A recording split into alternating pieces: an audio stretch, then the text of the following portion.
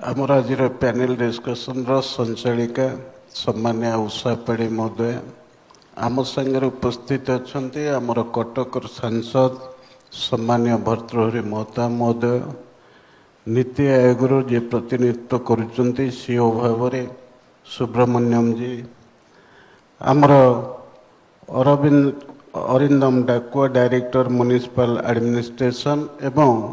मंचासीन समस्त एक्सपर्ट्स जो मानकर अर्बानाइजेशन क्षेत्र में विभिन्न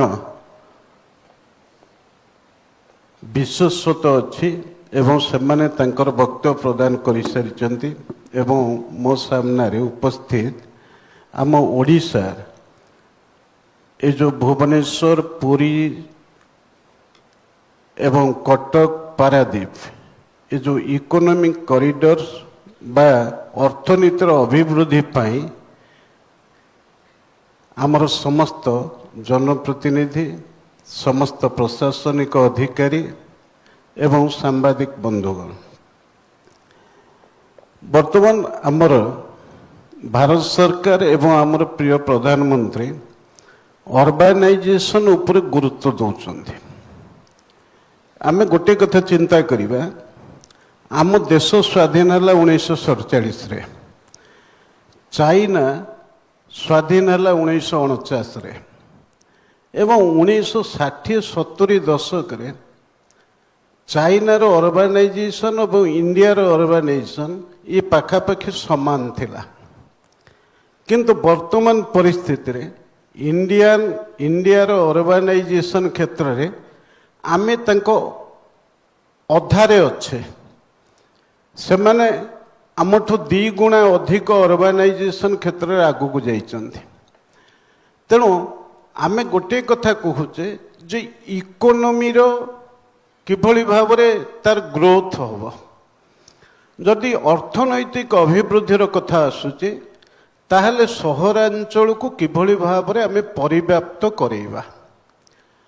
ताहले गोटे प्रसंग आमे आणुचे जे भारत वर्ष को आमे विकसित भारत वर्ष रे परिणत करिबा ताहले आम हाथ रे मात्र 21 वर्ष अछि एवं वर्तमान आमर अर्थनीति $5 ट्रिलियन रे अछि जदि विकसित राष्ट्र करिबा ताहले अति कम रे $30 ट्रिलियन रो अर्थनीति आमर आवश्यकता अछि एवं आमे ओडिशा को विकसित ओडिशा रे परिणत करिया को हेले ये ओडिशार अर्थनीति के आमे $1.5 ट्रिलियन रो अर्थनीति रे परिणत करिया को हबो तेणु ये जो 21 वर्ष भीतर जो टार्गेट ये टार्गेट को पूरण करिया पई सारा देशर सहरांचल को विकसित करिबा एवं नुआ सहरांचल बा अर्बानाइजेशन पाई आमे उद्यम करिबा तेणु जदि उद्यम करिबा प्रकृति उद्यमकारी किए 2टा सरकार गोटे केंद्र सरकार गोटे राज्यर सरकार एवं गोटे कथा आसुची एथिपाई प्लान दरकार योजना दरकार एवं योजना को कार्यकारी कला बेले इम्प्लीमेंटेशन पार्ट को आमे दृष्टि दबा प्रकृति इम्प्लीमेंटेशन पार्टा ताकू करेइबो किए ताकू करेइबा दायित्व होची विशेष भाव में प्रशासनिक अधिकारी मानकर गोटे गुरुत्वपूर्ण एवं बड़ भूमिका अछि प्रकृति रे गोटे समय सरकार बदले ये सरकार जो योजना प्रस्तुत करती एवं परवर्ती सरकार आसिला बेलू से जो इम्प्लीमेंटेशन पार्ट अनेक क्षेत्र में पुणी रही जाए पुणी नुआ भाव में आरंभ हुए जदि जो सरकार टा क्रमागत भाव में अच्छी तेणु पूर्व सरकार समय जो काम गुड़िक हाथ को निया जाई थाए ताहा पुणी चलचंचल है मु अधिक समय नेबी नहीं मोर निजर केतक अभिज्ञतार मु कहिबी मु प्रथम एमपी थिली 2009 रु 2014 सेतेबेले मो मन भितर आसिला जे पारादीप रो किभली ताको अर्बानाइजेशन करा जाई पारिबो ତେଣୁ ସେତେବେଳେ ମୁଁ ସିପିଂ କନସଲଟେଟିଭ କମିଟିରେ ମେମ୍ବର ଥିଲେ ଏବଂ ଯିଏ ସିପିଂ ମିନିଷ୍ଟର ଥିଲେ ଜି.କେ. ଭାସନ ତାଙ୍କ ସହିତ ମୋର ଭାରି ଅନ୍ତରଙ୍ଗତା ଥିଲା ଏବଂ ସେତେବେଳେ ଯିଏ ପାରାଦୀପ ବନ୍ଦରର ଅଧ୍ୟକ୍ଷ ଆସିଲେ ତାଙ୍କୁ ମୁଁ ପ୍ରଭାବିତ କଲି ଯେ ପାରାଦୀପ ବନ୍ଦର ତିଆରି ହେଲା ଦିନଠୁ 1962 ମସିହାଠୁ ଓଡ଼ିଶା ସରକାର ଏବଂ କେନ୍ଦ୍ର ସରକାରଙ୍କ ଭିତରେ ଲ୍ୟାଣ୍ଡ ଡିସ୍ପ୍ୟୁଟ୍ ଅଛି। ତେଣୁ ସେଠି ସହରାଞ୍ଚଳ କରିବା ପାଇଁ ହେଲେ ଏ ଲ୍ୟାଣ୍ଡ ଡିସ୍ପ୍ୟୁଟ୍ ସରିବା ଦରକାର, ସମାଧାନ ହେବା ଦରକାର। ତେଣୁ ଇଏ କୋର୍ଟରେ ଚାଲିଥିଲା ବେଳେ ସେତେବେଳର ଯିଏ ବନ୍ଦରର ଅଧ୍ୟକ୍ଷ ଏଠି ଆମର ଯିଏ ଥିଲେ ମୁଖ୍ୟମନ୍ତ୍ରୀ ଏବଂ ପ୍ରଶାସନିକ ଅଧିକାରୀ ତାଙ୍କୁ ଭେଟିଲେ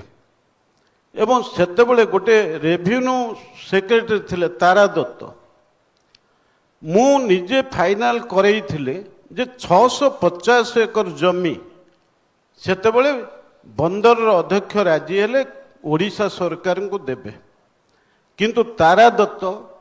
ସେତେବେଳେ ଗୋଟିଏ କଥା କଲେ ଯେ ଡିମାଣ୍ଡ କଲେ ଯେ 2000 ଏକର ଜମି ଓଡ଼ିଶା ସରକାରକୁ ଦେବାକୁ ହେବ, ଯେଉଁଟା ପ୍ରକୃତରେ ତାଙ୍କର ଉଦ୍ଦେଶ୍ୟ ନଥିଲା। ସେଠିକାର ସ୍ଥାନୀୟ ଜଣେ ନେତାଙ୍କ ଦ୍ୱାରା ପ୍ରଭାବିତ ହେଇକରି ଇଏ କଥାକୁ କରିବାକୁ ଚାହୁଁନଥିଲେ, ଯେଉଁଥିପାଇଁ ଆଜି ପର୍ଯ୍ୟନ୍ତ ସେ ଲ୍ୟାଣ୍ଡ ଡିସ୍ପ୍ୟୁଟ୍ ତୁଟି ନାହିଁ। ଆମେ ଏଇଠି ମୁଖ୍ୟମନ୍ତ୍ରୀଙ୍କ ସହିତ ଏଇଠି ଆମେ ଆଲୋଚନା କରୁଥିଲୁ ଯେ ପାରାଦୀପକି ଯଦି ସହରାଞ୍ଚଳ କରାଯିବ କିଭଳି ଭାବରେ କରାଯିବ, ସେଠି ଓଡ଼ିଶା ସରକାରଙ୍କର ଜମି ଆଗ ଚିହ୍ନଟ ହେବା ଦରକାର। ଓଡ଼ିଶା ସରକାର ଏବଂ କେନ୍ଦ୍ର ସରକାର ଆଙ୍କ ଭିତରେ ଇଏ ଲ୍ୟାଣ୍ଡ ଡିସ୍ପ୍ୟୁଟ୍ ତୁଟିବା ଦରକାର। ଏଥିପାଇଁ ଓଡ଼ିଶା ସରକାରଙ୍କ ତରଫରୁ ଏ ଇନିସିଏଟିଭ୍ ନେବାର ଆବଶ୍ୟକତା ଅଛି। ଅପରପକ୍ଷରେ ବିଭିନ୍ନ ବନ୍ଦର ଯେଉଁଗୁଡ଼ିକ ଅଛି, ଅନେକ ସାରା ଭାରତବର୍ଷର ଅନେକ ବନ୍ଦର ସେ ରାଜ୍ୟର ରାଜଧାନୀରେ ପରିଣତ ହୋଇଛି, ନହେଲେ ବିକଶିତ ସହରାଞ୍ଚଳରେ ପରିଣତ ହୋଇଛି। ଆମେ କାର୍ଗୋ ହ୍ୟାଣ୍ଡଲିଂ ସେକ୍ଟରରେ ପାରାଦୀପ ବନ୍ଦର ସମଗ୍ର ଦେଶରେ 1 ନମ୍ବର ଅଛି, କିନ୍ତୁ ସହରାଞ୍ଚଳ ଭାବରେ ଶିକ୍ଷା କ୍ଷେତ୍ରରେ ଆମେ ସବୁଠୁ ପଛରେ ଅଛୁ। ଏଇଠି ପାରାଦୀପର ମ୍ୟୁନିସିପାଲିଟି ଗୋଟେ ଅଛି, ମ୍ୟୁନିସିପାଲିଟିର ନିର୍ଦ୍ଦିଷ୍ଟ ଭୌଗୋଳିକ ସୀମାରେଖା ନାହିଁ ଏବଂ ଅଧିକାଂଶ ୱାର୍ଡ ଗୁଡ଼ିକ ପାରାଦୀପ ବନ୍ଦର ଏରିଆ ଭିତରେ ଅଛି। ତେଣୁ ଡେଭଲପମେଣ୍ଟ କେମିତି ହେବ? ଅନେକ ବନ୍ଦରାଞ୍ଚଳରେ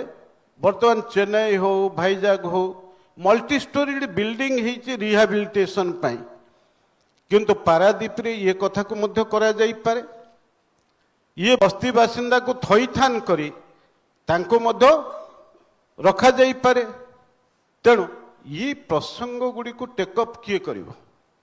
ଟେକଅପ୍ କଲେ ପ୍ରକୃତରେ ଦୃଢ଼ ପ୍ରଶାସନିକ ଅଧିକାରୀଙ୍କର ଦୃଢ଼ ମାନସିକତା ଦରକାର। ସେଥିପାଇଁ ସରକାରଙ୍କର ସେଥିରେ ପ୍ରଚ୍ଛଦ ପଟରେ ସମୁଦାୟ ସହଯୋଗ ମଧ୍ୟ ଦରକାର। ତେଣୁ ଯିଏ ବିଭାଗୀୟ ଅଧିକାରୀ ଅଛନ୍ତି, ଇଏ ବିଭାଗୀୟ ଅଧିକାରୀ ଆକୁ ଟେକଅପ୍ କରିକିରି କଲେ ହେବ। କାହିଁକି ନା ଆମେ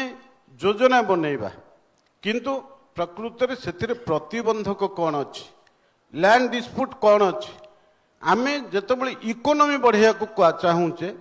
ସେତେବେଳେ ବିଭିନ୍ନ ଇଣ୍ଡଷ୍ଟ୍ରିର କିଭଳି ଡେଭଲପ୍ କଥା ଚିନ୍ତା କରୁଛେ। ଧରନ୍ତୁ ଆମେ ନାପ୍ତା କ୍ରାକର ପ୍ରୋଜେକ୍ଟ କରିବାକୁ ଚାହୁଁଛେ, ନାପ୍ତା କ୍ରାକର ପ୍ରୋଜେକ୍ଟ ପାଇଁ ଆମର ପାଖାପାଖି 2000 ଏକର ଜମି ଦରକାର, 780 ଏକର ଜମି ଅଧିଗ୍ରହଣ ହେଇଛି। ସେଥିରେ ସମୁଦାୟ କେତେ କ୍ଷତିପୂରଣ ଦିଆଯିବ ଏପର୍ଯ୍ୟନ୍ତ ଓଡ଼ିଶା ସରକାରଙ୍କ ଦ୍ୱାରା ସମୁଦାୟ ତାହାର ପରିସମାପ୍ତି ହେଇନି, ପୁଣି ନୂଆ ଜମି ଅଧିଗ୍ରହଣ ହେବ, ସେଥିପାଇଁ ବିଜ୍ଞପ୍ତି ପ୍ରକାଶ ପାଇନି। ତେଣୁ ଆକୁ ପ୍ରକୃତରେ ଓଡ଼ିଶା ସରକାର ଆମେ କେବଳ ଇଣ୍ଡଷ୍ଟ୍ରି ବଢ଼େଇ ଦେବା କଥା କହିଲେ ହେବ ନାହିଁ, କେବଳ ଏମଓ କରିଦେଲେ ହେବ ନାହିଁ। ସେଥିପାଇଁ ପ୍ରତିବନ୍ଧକ କ'ଣ ଅଛି ତାକୁ ଦେଖିବାକୁ ପଡ଼ିବ। ୟାକୁ ଧରନ୍ତୁ ଆମେ କୋଷ୍ଟାଲ ହାଇୱେ କଥା ଚିନ୍ତା କରୁଛେ, ଗଞ୍ଜାମଠୁ ବାଲେଶ୍ୱର ପର୍ଯ୍ୟନ୍ତ କୋଷ୍ଟାଲ ହାଇୱେ ହେବ, ସେଥିରେ ପାରାଦୀପ ଅଞ୍ଚଳ ଆସୁଛି, ପୁରୀର ଅନେକ ଅଞ୍ଚଳ ଆସୁଛି, କୋଣାର୍କଠୁ ଅସ୍ତରଙ୍ଗଠୁ ଆରମ୍ଭ କରିକି ପାରାଦୀପ ଅଞ୍ଚଳ ଆସିବ। न्यू इकोनॉमिक कॉरिडोर कथा चिंता कला बेले सेथिरे ये कोस्टल हाईवे गुरुत्वपूर्ण अवदान अच्छी कारण आम टूरिज्म कथा नौचे इकोनॉमिक डेवलपमेंट टूरिज्म कथा आम नौचे तेणु टूरिज्मटा केमी हम जदि कोस्टल हाईवेटा बढ़ला ताले ये टूरिज्म क्षेत्र में ये अंचल गुड़िक प्रकृत में बहु आगू को जीव तेणु यार किभली भाव में शीघ्र ये कार्यगुड़ी को हो पार से भाव में आम संयोगीकरण कथा कहूँ कम्युनिकेशन फैसिलिटी ये नेशनल हाईवे कथा हो रेलवे किभली रेलवे क्षेत्र में संयोगीकरण हो पार ये रेलवे क्षेत्र में संयोगीकरण करने आम अस्तरंग गोटे बंदर करने को चाहूँचे तेणु कटक बा भुवनेश्वर अस्तरंग पर्यंत रेलवे संयोगीकरण हम से लैंड एक्विजिशन आवश्यकता अच्छी से राज्य सरकार तरफ प्रकृत में इम्प्लीमेंटेशन पार्टा समुदाय निर्भर करुच्ची कंसर्न डिपार्टमेंट गुड़िक जो माने प्रशासनिक अधिकारी अच्छा जदि से प्रकृत में क्रियाशील हेबे सेमाने अधिकंतु ये कथा गुड़ी को आगू को नेबे ताहले संभव हम से भाव में आम देखुचे पुरी कोणार्क पुरी रे क्रूज शिप चलो जदि क्रूज शिप चलला से आमर टूरिस्ट माने प्रभावित हेबे बर्तमान केंद्र सरकार योजना कर पारादीप रे शिपयार्ड तैयारी करेंगे से शिपयार्ड ये केन्द्रापड़ा जिलार जो जगार ये शिपयार्ड तैयारी हम से लैंड एक्विजिशन आवश्यकता अच्छी एथि केंद्र सरकार अर्थ दबापी राजी राज्य सरकार ये गुड़िक करने राजी अपर पक्षर अनेक योजना अच्छी ये योजना गुड़िक मैचिंग ग्रांट दबार आवश्यकता अच्छी ओडिशा सरकार जो 60-40 रेशियो रे मैचिंग ग्रांट हम धरतु मु गोटे प्रस्ताव देली अस्तरंगर गोटे फिशिंग हार्बर करने केंद्र सरकार 180 कोटी टंकार अप्रूवाल देदेले एठी ओडिशा सरकार तरफ अनेक प्रोजेक्ट प्रधानमंत्री द्वारा शिलान्यास हो गला किंतु अस्तरंगर फिशिंग हार्बर एठी प्रकृत में से भाव में डीपीआर प्रस्तुत होगा एवं से मैचिंग ग्रांट ओडिशा सरकार जो कंसेंट रहिबा कथा ये हवा दरकार ताहले प्रधानमंत्री द्वारा शिलान्यास हो जाता तेणु ये सब कथा गुड़ी को जो विभागीय अधिकारी माने अच्छंती एवं सरकारी कलर जो माने मंत्री आमे एमपी एमएलए एथिरे आमर गोटे कंस्ट्रक्टिव माइंडसेट रो आवश्यकता अच्छी तेणु प्रकृत में पैसार बर्तमान अभाव नहीं तेणु समस्त विभाग गुड़ी को क्रियाशील करवा एवं सबु जगार बर्तमान गोटे कथा होचे आमे कहूचे जे विकसित करवा अर्थनीति केमिति बढ़िबो अर्थनीति बढ़िबो बैंकिंग सेक्टर उपरे अनेक कथा निर्भर करुचे बैंक गुड़िक चलचंचल हवा कथा मु इंडस्ट्री कमिटी अच्छी आम सारा देश बुलुचु देखुचु बैंक्स गुड़िक प्रोएक्टिव नुहंती आम प्रधानमंत्री एम्प्लॉयमेंट ग्यारंटी रे शिक्षित बेकार युवक स्वावलंबी हम एवं एंटरप्रेन्योर हम ये जो गला बजेट रे 7 लाख कोटी टंका एमएसएमई क्षेत्र में केंद्र सरकार देइचंती।